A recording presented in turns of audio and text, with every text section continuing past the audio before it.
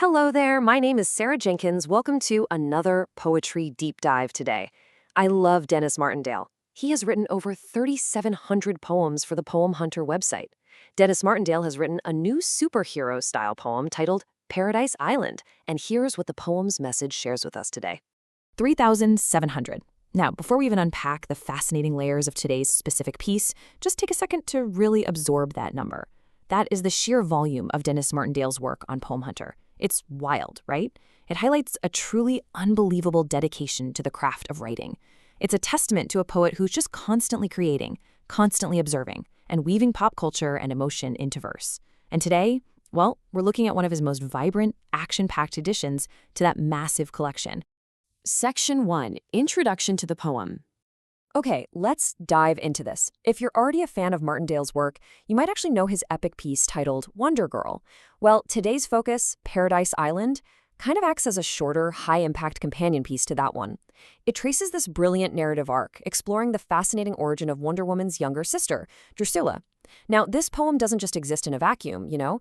It's deeply rooted in the classic pop culture reality of the legendary television series. We're stepping right back into the world where Deborah Winger co-starred alongside Minda Carter, bringing these two iconic superheroines to life on our screens. The poem directly references classic elements from the show, like flying that famous invisible jet from the safety of Paradise Island all the way over to America. And of course, just like in the series, the exact moment that costume change happens, the mission is officially launched. Section 2. Leaving Paradise Island behind. You know, every great hero's journey needs a spark, right? An inciting incident that absolutely forces them out of their comfort zone. And for Drusilla, listen, this isn't a vacation. It's a strict royal mandate. The poem reads, Drusilla, by the Queen, was sent to bring Diana home. Forget Stephen the President. Come back, no more to Rome.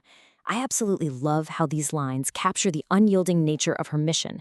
She isn't there to sightsee or make friends. Her instructions from the Queen are to retrieve her sister Diana and completely ignore the distractions of America. Even distractions as big as Steve Trevor or the President of the United States. It's literally a zero-nonsense directive. And this brilliantly illustrates the massive internal and external conflict our young heroine is facing. On one hand, you have everything Drusilla knows, the absolute safety of Paradise Island, the clear-cut rules, and the Queen's strict mandate to return. But then, on the other hand, you have the chaotic tricks of man's world, not to mention the baffling reality that Diana, her idol, her own sister, has actively chosen to stay in this messy place. Drusilla is caught right in the middle of all this, trying to balance her royal duty with this incredibly complicated new reality her sister has fully embraced. Section 3. Navigating man's world. So because Diana isn't leaving, Drusilla is suddenly forced to figure things out on the fly. And as the source material points out, being so full of innocence, she initially seldom had a clue. I mean, imagine stepping into a bustling mid-century American city when literally all you've ever known is an isolated utopian island of warrior women. The poem addresses this innocence by posing some fantastic rhetorical questions to us. Would young Drusilla fall in love and get swept off her feet? Would guys who flatter care enough to make love seem so sweet? I want you to really think about that for a second. Her total lack of experience in man's world makes her incredibly vulnerable to romantic illusions. Flattery is a brand new weapon she simply hasn't trained against. Will she be tricked by guys who use sweet words but don't actually care at all? To survive these confusing, new, emotional, and physical tricks, Drusilla desperately needs an anchor. And the poem gives us this specific, pivotal question. What would Diana do? This right here is the major turning point for Drusilla's character. She stops acting just as a messenger and starts actively learning. She uses her older sister as a guiding compass to discern the tricks of man's world, essentially asking herself this very question every single time she faces a new challenge. Section 4. The Sisterhood of Superheroes. At this point, this is no longer just a story about a failed retrieval mission.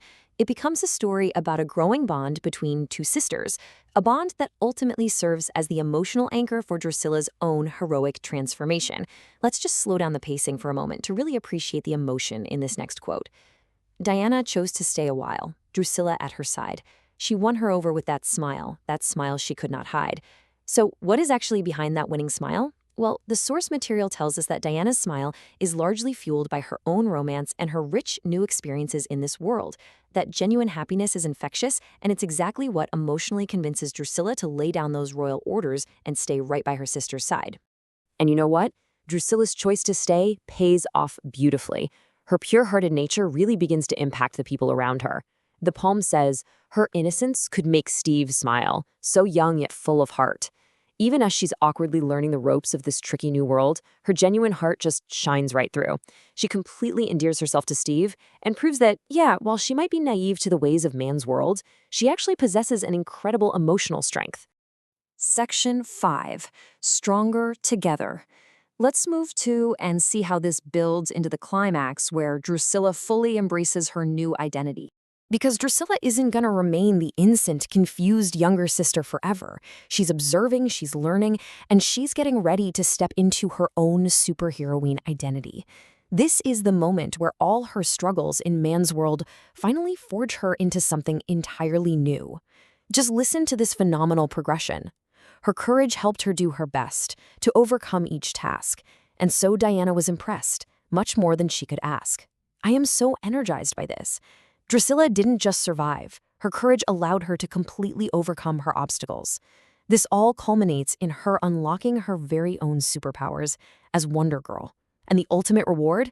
Making her older sister, Wonder Woman, incredibly proud of the hero she's become. So, the crucial point of both Martindale's poem and those classic DC superhero TV shows is ultimately this. Determination all along defeats 1,000 foes. Togetherness helps make us strong, as that is how each grows. That right there is the overarching message of the whole shebang. It's the profound realization that even the most powerful beings don't have to fight their battles alone.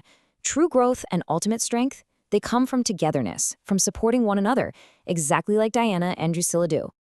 As we wrap up today's explainer, I want to leave you pondering this final provocative question. How can you apply the Stronger Together motto in your own daily life? Drusilla's journey from an isolated island to becoming Wonder Girl alongside her sister proves that unity is, without a doubt, our greatest superpower. Think about the people in your own life who serve as your compass and how you can lift each other up to overcome literally any task. Thank you so much for joining me on this poetry deep dive, and I'll catch you on the next explainer.